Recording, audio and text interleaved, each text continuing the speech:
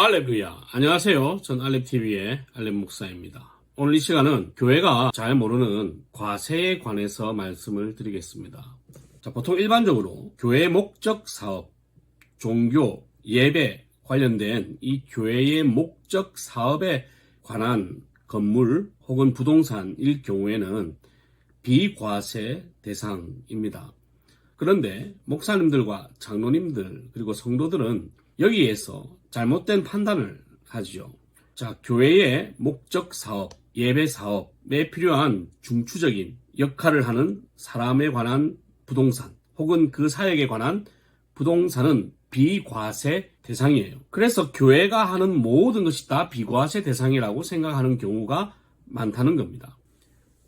하지만 아니에요. 자, 우리가 교회의 목적에 관련된 사업을 위한 필요한 인원 혹은 필요한 재정, 필요한 건물들이 있는데, 그러면 교회가 복음을 전하기 위해서 할 수 있는 모든 것이 다 비과세 대상이냐? 그렇지 않다는 거죠. 자, 예를 들어 볼게요. 담임 목사는 교회 목적 사업에 필요한 중추적인 인물이에요.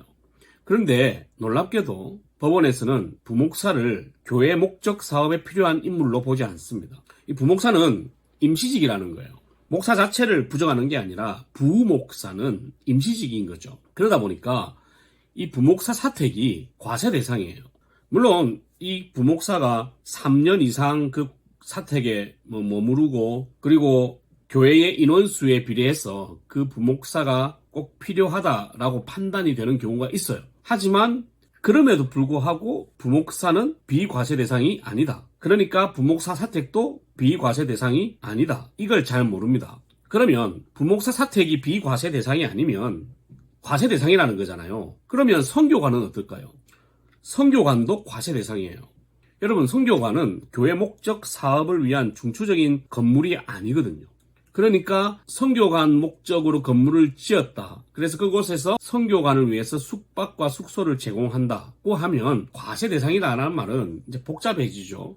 증여세, 양도소득세, 재산세 이런 것들을 다 이제 내야 되는 거예요. 그것은 빨리 여러분들 교회가 알아봐야 됩니다. 왜 그러냐면 많은 교회들이 이제 매번마다 이렇게 감사가 와서 과세를 부과하지 않아요. 몰아서 하면서 다 추징을 해. 그래서 서울에 있는 어떤 교회는 교회 전도 사업과 교육관으로 건물을 하나 매입을 해서 그게 탁구장, 식당, 그다음에 교육관 이런 것들을 갖다가 지었단 말이에요. 그리고 공부방도 만들고. 왜냐하면 평일에는 그 건물을 놀릴 수밖에 없잖아요. 그러니까 평일에도 잘 활용하기 위해서 탁구장이라든지 체육시설이라든지 이런 것들을 넣었어요. 공부방도 하고 그리고 주일에는 그걸 다 교육관으로 쓰면 되니까. 그런데 처음에 매입하면서 교회 건물로 등기하고 신고하고 했는데 나중에 1억이 넘는 돈이 세금이 부과가 된 거예요. 왜냐하면 그거는 비과세 대상으로 볼 수 없다. 성도들이나 지역 주민을 위해서 오픈한 그 체육시설은 비과세 대상이 아니다는 거죠.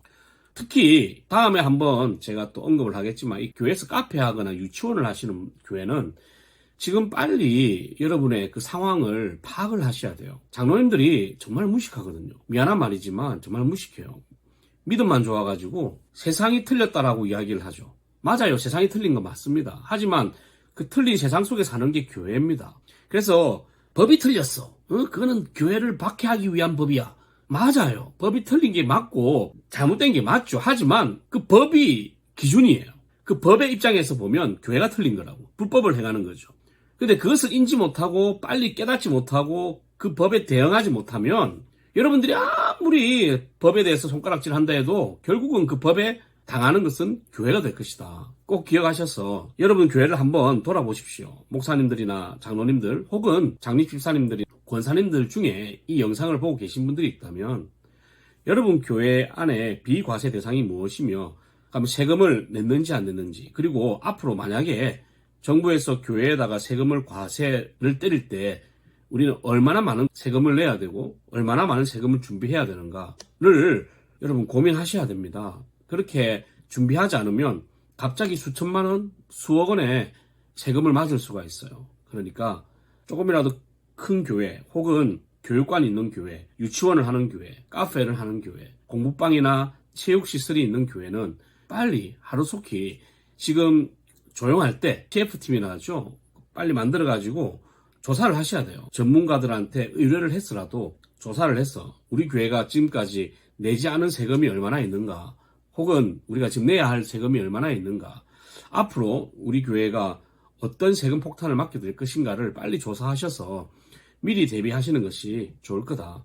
마귀는요, 우리가 아무리 세상법에 대해서 야 그거는 교회를 박해하기 위해서 만든 잘못된 법이야 라고 아무리 우리가 주장을 해도 결국은 그 법이 기준이 되어서 우리 교회를 판단할 것이기 때문에 그 법에 지금 대응하기 위해서 준비하는 것이 훨씬 지혜롭다는 것을 꼭 기억하시고, 교회가 이제 앞으로 있을 이 법 전쟁, 세금 전쟁, 과세 전쟁을 잘 대비해서 건강하게 또 다음 세대를 향해서 무리 없이 잘 넘어갈 수 있는 여러분들 교회가 되셨으면 좋겠습니다.